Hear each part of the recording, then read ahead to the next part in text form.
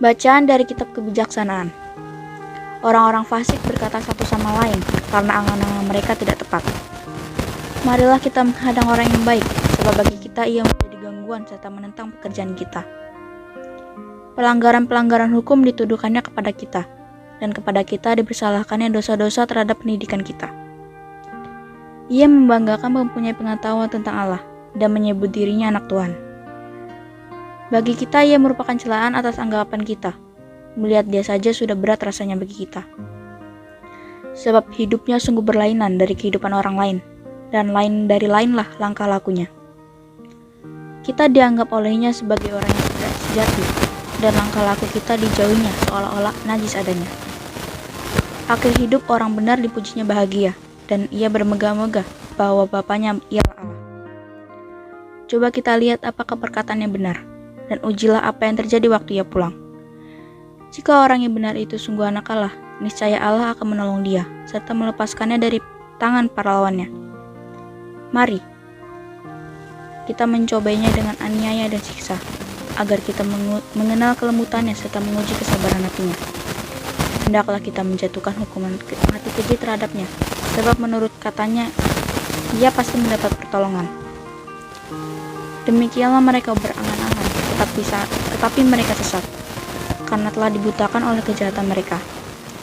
Maka mereka tidak tahu akan rahasia-rahasia Allah, tidak yakin akan ganjaran kesucian, dan tidak menghargakan kemuliaan bagi jiwa yang murni. Demikianlah sabda Tuhan. Manusia hidup bukan dari roti saja, tetapi dari setiap firman yang keluar dari mulut Allah. Inilah Injil suci menurut Yohanes. Yesus berjalan keliling Galilea. Ia tidak mau tetap tinggal di Yudea, karena di sana orang-orang Yahudi berusaha membunuhnya. Ketika itu sudah dekat hari raya orang Yahudi, yaitu hari raya Pondok Daun. Sesudah saudara-saudara Yesus berangkat ke pesta itu, ia pun pergi juga ke sana, tidak terang-terangan, tetapi diam-diam. Beberapa orang Yerusalem berkata, "Bukankah dia ini yang mereka mau bunuh? Lihatlah, ia berbicara dengan leluasa, dan mereka tidak mengatakan apa-apa kepadanya. Mungkinkah pemimpin kita benar-benar sudah tahu bahwa ia adalah Kristus? Tetapi tentang orang ini kita tahu dari mana asalnya.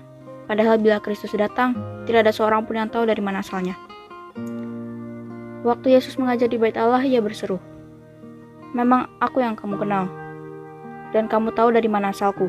Namun aku datang bukan atas kehendakku sendiri, tetapi diutus oleh Dia yang benar, yang tidak kamu kenal. Aku kenal Dia, sebab aku datang dari Dia, dan Dialah yang mengutus aku." Mereka berusaha menangkap Yesus, tetapi tidak ada seorang pun yang menyentuh Dia, sebab saatnya belum tiba. Demikianlah sabda Tuhan. Ketika vaksin COVID-19 muncul, sebagian besar dari kita bersuka cita. Namun sebagian lagi masih mempertanyakan kebenaran tentang adanya virus tersebut, serta keampuhan vaksin yang ada. Itulah kecenderungan kita sebagai manusia.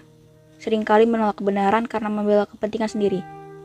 Bahkan mereka yang memperjuangkan kebenaran akan bahaya COVID-19 mulai dihindari, bahkan dilenyapkan. Dalam Injil hari ini, jemaat yang dihadapi Yesus mulai ragu dan mempertanyakan status Yesus.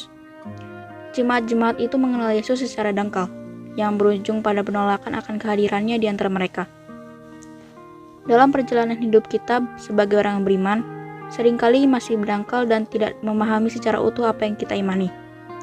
Bahkan kita berpikir Tuhan hadir hanya ketika terjadi sebuah mujizat dan peristiwa luar biasa. Padahal Tuhan selalu menyapa kita melalui sesama. Tuhan pun memperjuangkan kebenaran melalui sesama kita.